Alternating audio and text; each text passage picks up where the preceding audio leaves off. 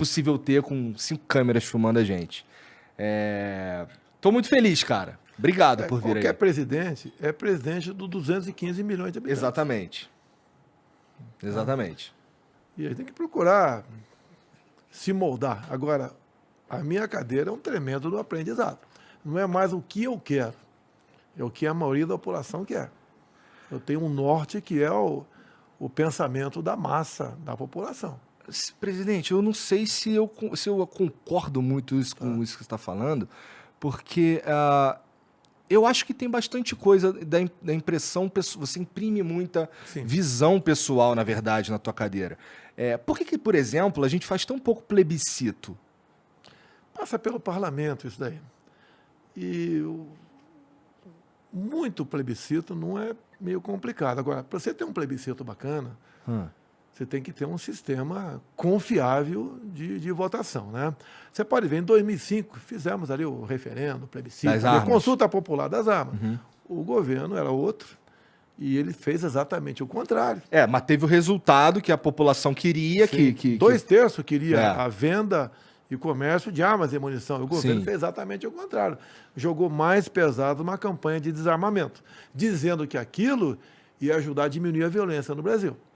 O que eu fiz quando eu assumi?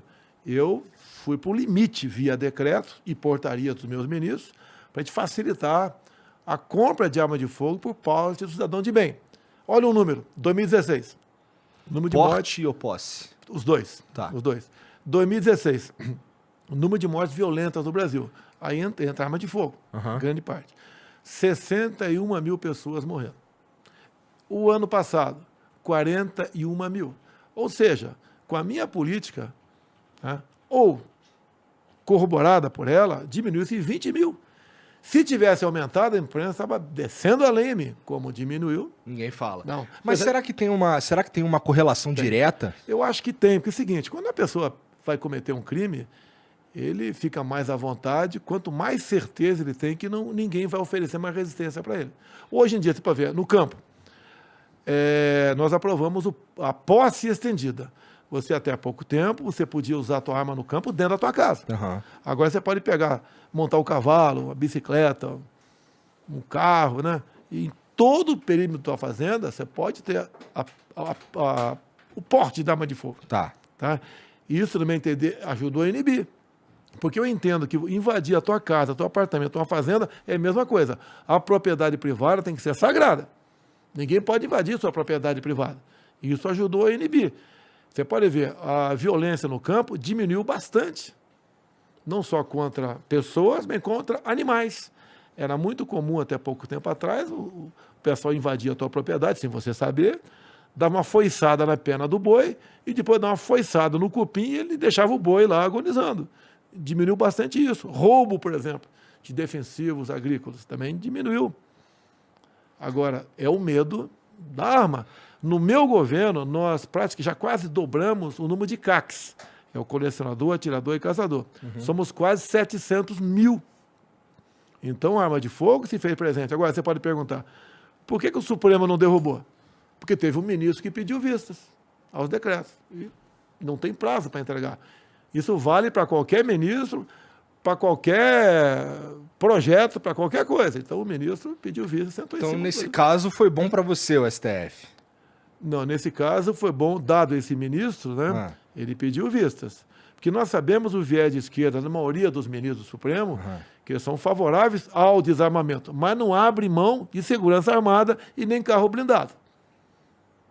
Mas é o viés de esquerda, presidente, porque, eu, particularmente, eu não me considero de direita, eu não me considero de esquerda, eu gosto de pegar cada assunto e me debruçar sobre ele de acordo com a minha experiência de vida. Então, eu sou a favor da flexibilização das armas e tal, mas eu também sou a favor da flexibilização da maconha, por exemplo. Então, é uma pauta de esquerda e uma pauta de direita, mas elas fazem parte da minha visão de mundo. Então, será que essa ideia, essa maneira que o STF se propõe e tal, ou será que é legal a gente colocar essa ideia de esquerda e direita para todas as decisões que as pessoas tomam? Eu falei viés, tá? Tá. Não foi todo mundo de esquerda é assim ou todo de direita é assado. O Supremo, no caso, estaria interferindo numa ação do Executivo, porque eu tenho o poder de, por decretos, regulamentar leis. E por portarias, né, também dar mais um passo avante. Quando você pega arma de fogo para o cidadão de bem, faz algum mal para terceiro? Acho que não. Agora, por exemplo, a maconha... É que, pô, o cidadão de bem, é difícil você... Ele pode ter um surto, sim, pode ter um surto, tá? Mas tem uma série de exames para você adquirir sua arma. Quando você fala em maconha, eu não persigo o usuário. Eu nunca falei que tem que prender o usuário. Nós inibimos o tráfico aqui no Brasil. Você pode ver. Uma pessoa que fuma maconha, por exemplo, né? Conheço um monte, presidente. Todo mundo conhece alguém que fuma, né? Ele não fala, mas a gente sente. Tá. Por exemplo, o tempo de reação a um estímulo é majorado. Com certeza. É majorado. Então, eu e você, por exemplo, já que você falou que você fuma. Não, eu não fumo. Eu fumo nicotina. Não fumo maconha, não. Então, você é a favor? Eu sou a favor. Desculpa aqui, então. Então, você é a favor a liberar. Então, duas pessoas dirigindo. Entre ele perceber um sinal luminoso de perigo e eles dão um golpe de direção para um lado ou para outro, para evitar um acidente, essa fração de segundo, para quem faz uso, pode ser fatal para ele e para terceiro. Pode. Mas, presidente, sim, só para a gente quebrar o gelo aqui, que o senhor nunca dirigiram um carro pro senhor chapadão, porque esse cara vai andar a 30 por hora. Não, minha esposa um dia reclamou para mim, né? Porque ela é bastante discreta, né? Que quando ela andava em Brasília, ela é obrigada a andar com um carro com segurança, até com a minha filha também é obrigada de segurança. Ela reclamou que o pessoal ia a 40 por hora em Brasília. Daí eu falei lá com o Joeleno, siga aí a velocidade definida pelas placas. Aí o pessoal começou a andar a 60, de vez em quando a 40, a 70, daí ela não reclamou mais. Mas assim, pessoalmente, o senhor é contra a legalização da maconha? Se depender de mim, tá, eu veto uma proposta nesse sentido. Se bem que quem faz as leis, em última análise, é o Congresso Nacional. Que eu vetando, o Congresso pode derrubar o veto, não tem conversa, vai ser... É igual a questão de aborto, né? Se o Congresso aprovar, eu veto. E se o Congresso derrubar o veto, a gente é obrigado a cumprir a lei. Sim, sim. Então, mas nem existe debate nesse sentido. Quando você fala em feitura de direito, volta para o Supremo. O Supremo não pode ter freio nisso aí. O Supremo vê a questão de constitucionalidade. Sim. E não de materialidade de leis. O Supremo não pode ficar legislando, praticar o ativismo judicial. A princípio... Cada poder no seu quadrado. A princípio, o papel do Supremo é decidir sobre a constitucionalidade das leis, não é? Sim. E o senhor tem criticado bastante eles aí sobre algumas decisões e tal. Porque eles interferem, tá certo? E não pode interferir.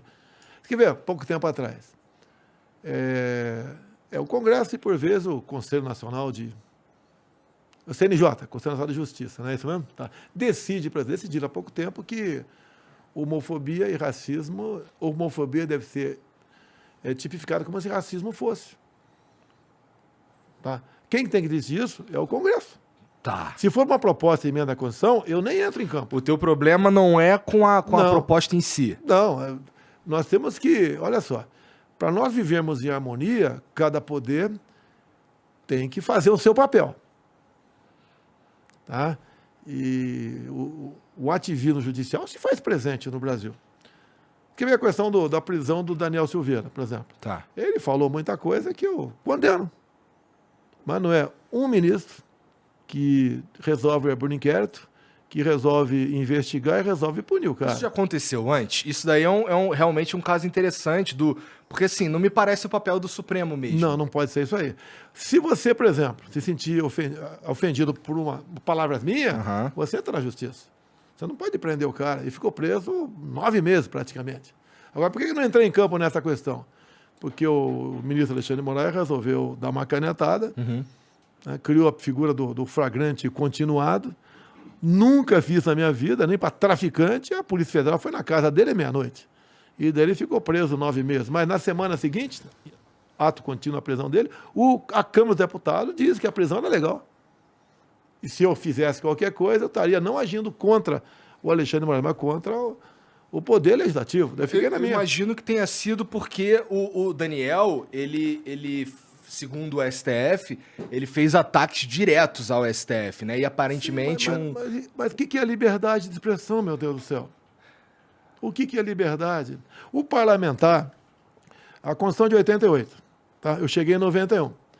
E naquela época começava a se punir parlamentar ao arrepio do artigo 53. O que dizia o artigo 53? Deputados e senadores são invioláveis por palavras, opiniões e votos. Daí, pessoal, quando existia esse ataque, né? Não, palavras, opiniões e votos, mas tem que ter um limite. Liberdade com responsabilidade. O que o Congresso fez em 2001? Botou um pronome quaisquer. Deputados e senadores são invioláveis, civil e penalmente, por quaisquer palavras, opiniões e votos. O que é quaisquer? Eu posso xingar você do que eu quiser.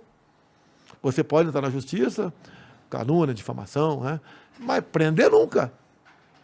E aconteceu exatamente isso. Tanto é que, quando saiu da esfera do Supremo, quando o Daniel foi condenado pelo Supremo Tribunal Federal por palavras, a 9 anos de cadeia, a começando em regime fechado, em menos de 24 horas eu concedi a graça, né? O indulto. Foi uma grande polêmica também. Mas era legal. Tive gente contrário, porque muitas coisas eu decido com quem de direito. Se eu começar a conversar com 3, 4 pessoas, vaza. Teve ministros que eu conversei e foram contrários. Você vai arranjar uma briga com o Supremo. Olha, eu posso brigar com qualquer um, menos com a minha consciência. Eu vi um parlamentar, porque eu fui deputado também. E tem muita coisa que eu batia no passado com parlamentar e outros poderes também. É a nossa liberdade. Você no Congresso, você pode entrar com um projeto para qualquer coisa. Para qualquer coisa. Você inventa lá, eu quero que no Brasil aqui o regime seja tal, paredão para quem não sabe. Você pode entrar com o projeto. O parlamentar, aquela pessoa que tem o direito, né, pelo artigo 53 da Constituição, defender o que bem entender. E ponto final. Se ele fez besteira ao longo do seu mandato, que não seja reeleito lá na frente. Então, errou, no meu entender, o Supremo. Tá? Errou o parlamento, no meu entender, quando, por ampla maioria, resolveu manter o Daniel preso, e ninguém sabia quando ele ia sair da cadeia. E depois eu fiz a minha parte. Vamos botar ele no seu lugar. Porque um poder não é melhor do que o outro. E a questão da liberdade de expressão é sagrada. Você pode ver, há poucas semanas, se votou uma urgência de um projeto em Brasília, eu entrei em campo contra a urgência. E quase ela foi aprovada, querendo aqui criar uma lei sobre fake news. O que é fake news?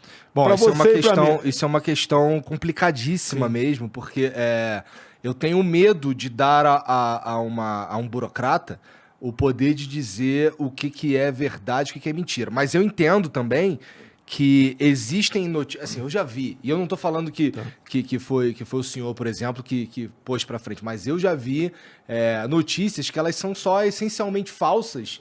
E tanto a favor do senhor quanto a favor do Lula, já vi que existe alguém se beneficiando desse tipo de coisa, de fake news mesmo. Eu não sei como faz para resolver. Tenho certeza que fake news não é um fenômeno de 2022, ele é um fenômeno antigo, na verdade, mas que era difundido com um pouco mais de dificuldade, hoje com o WhatsApp e tal, o Twitter, tudo muito mais fácil. Olha só, o que faz um jornal, uma televisão crescer? É informação precisa e verdadeira. Se começar a mentir, ela entra em decadência rapidamente. As minhas mídias sociais, que são operadas pelo meu filho Carlos Bolsonaro, são as que mais interagem no mundo. É o senhor que responde lá com a mãozinha, não? De vez em quando sou eu, de vez em quando a gente conversa rapidamente, vai. Tá, não dá, tá certo, não vai. Então, essas mídias sociais, hoje em dia, elas recalcaram bastante as mídias tradicionais. Sim. Você pode ver. Eu falei que me elegi vereador em 88. Naquele tempo não existia telefone celular. Não existia mídias sociais. Então, uma matéria numa página qualquer de um jornal, o Globo, por exemplo, te derrubava na tua campanha. A imprensa derrubava presidente da República. Você não tinha como reagir àquele fake news da imprensa. Alguém acha que Folha, Estadão, Globo, Isto É, antagonista, não tem matérias ali completamente dissociadas da verdade. Mas você acha que eles têm realmente o poder de influenciar? Você acha que eles conseguem, de fato, mudar o rumo de uma eleição? Não, perderam bastante esse poder. Tá. Tanto é que durante a minha campanha, você via eu sendo acusado de misógino, de racista, de fascista, tá? De não gostar de nordestino, tá? De ser ditador. Fui massacrado pela mídia. Se bem que eu comecei a aparecer na mídia, na verdade, em 2010. De 91 até 2010, 20 anos pela frente, né? E eu tinha minha vida de parlamentar, o pessoal dizia que eu era encrenqueiro. Não, eu comprava a briga lá. Então, vários momentos lá de comissões que o cara ia falar lá, abobrinha, daí eu reagia. Até quando eu cheguei, capitão do Exército, tá, tinha lá dezenas de parlamentares que haviam sido anistiados há pouco tempo e chegaram lá para mostrar a verdade deles. Daí viram um capitão pela frente e, opa, vamos pegar esse cara aí. Só que se deram mal, tá? Porque tinha contrapartida. O que foi o regime militar? Tem prós e contra. Não tem nenhum regime perfeito. Por que aconteceu o 64? Até eu peguei o filho da Mira Leitão, né? Foi me entrevistar. E eu tenho um vídeo. Daí eu perguntei para ele, quando é que houve a Revolução? Ele respondeu, 1º de março. Eu falei, não foi 1º de março. Não foi 31 de março? Ah, foi 31 de março. Né? Quando é que tinha o presidente aí deixou de ser presidente na época. Então foi 31 de março. Eu falei, não foi 31 de março, foi dia 2 de abril. Quem caçou o João Goulart não foram os militares, foi o Congresso Nacional. O Congresso, numa sessão de 2 de abril de 64, caçou. Dia 11, o Congresso votou no Marechal Castelo Branco, e dia 15 ele assumiu.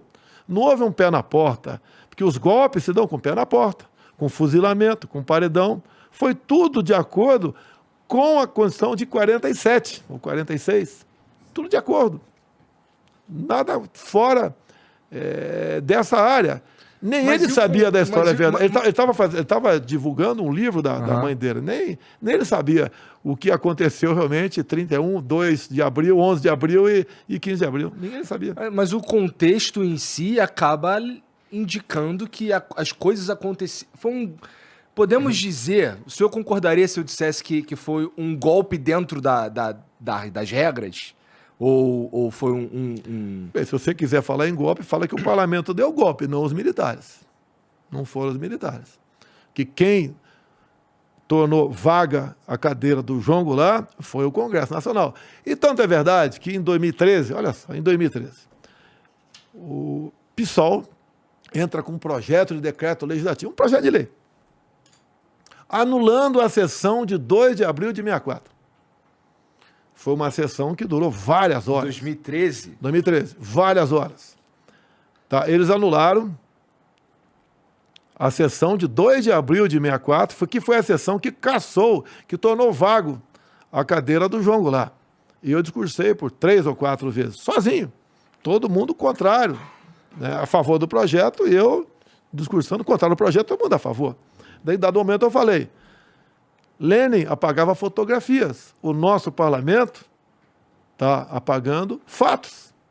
Agora, eu tinha uma cópia do Diário do Congresso. Está comigo até hoje. O resto foi incinerado ou foi pintado de negrito. Mas por que isso? Por que não mostrar a verdade para a população? Se errou, tudo sem problema nenhum. É porque eu enxergo a política, de uma maneira geral, como Pô, com todo respeito, mas eu sinto parece um teatro, assim, meio sem graça, assim. Tem, sim. Triste. Tem, sim. E pra mim, eu falei pro senhor aqui fora do ar, e vou repetir, eu acho que, assim, eu não conheço pessoalmente, mas eu tenho certeza que o seu pior defeito é ser político, cara.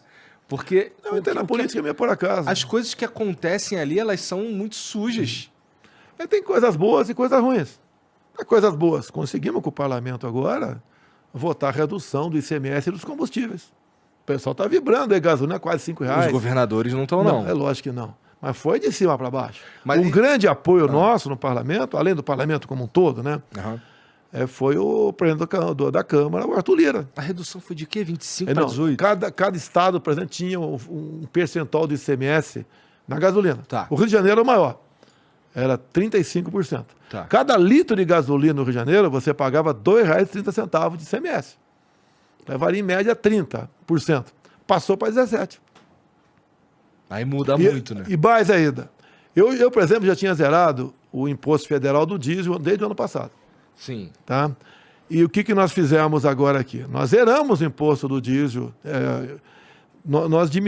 Eu zerei o imposto da gasolina, imposto federal da gasolina, tá? E os estados baixaram para 17%, de modo que foi uma queda brusca. Sim. E um decreto do ministro Saxida, né, que é das Minas e Energia, ele falou que os postos têm que botar o preço do combustível praticar no dia 22 de junho. Isso não foi uma ideia tua? Não, eu fiz, tá, tudo bem. Eu propus uma outra ideia para ele sobre isso, tá? E ele aperfeiçoou a minha ideia. Como ele é do setor, do ramo, é um cara inteligentíssimo, ele botou, aperfeiçoou. Eu forcei o decreto e ele aperfeiçoou o decreto. Mas, presidente, isso não... Ó, para pessoas que estão prestando atenção na política do Brasil, pô, a gente sabe que esse é um ano de eleição, isso me parece um pouco jogar pra galera, não é não? Olha, se você falar, por exemplo, sobre o Auxílio Brasil, para quem está passando fome, isso não é jogar para a galera. Não, mas estou falando especificamente do posto. Eu não vejo isso. Olha só. A tendência dos combustíveis, dado também a guerra na Ucrânia e Rússia, é aumentar. Sim. A Petrobras tinha sua política, chamada PPI, é a paridade de preço internacional. Uhum. E eu não tinha informações da Petrobras, na verdade, o que era o PPI? Que a Petrobras está se comportando mais como uma empresa insensível à sua parte social definida na Constituição e na lei das estatais. A Petrobras, qual que é o percentual que é do governo? Acho que é 50 e pouco, olha né? só, você pode ver. Aí, o primeiro trimestre, lucro 44 bilhões. Tá. As petroleiras do mundo todo baixaram sua margem de lucro. Sim. A Petrobras não baixou. O último, agora desse segundo trimestre, 55 bilhões. Mesmo pegando uma rebarbinha da redução de alguma coisa aí, tá? É um lucro exorbitante. Nós queremos que a estatais dê lucro, como no meu governo tem dado lucro. Passamos de déficit para superávit, tá? Mas não esse valor todo. E a Petrobras, eu mudo o ministro agora numa canetada aqui. Em 30 minutos publica o Diário Oficial de União Extra. Agora, na Petrobras não. É todo um rito, leva em média 45 dias para você trocar. Para trocar o presidente.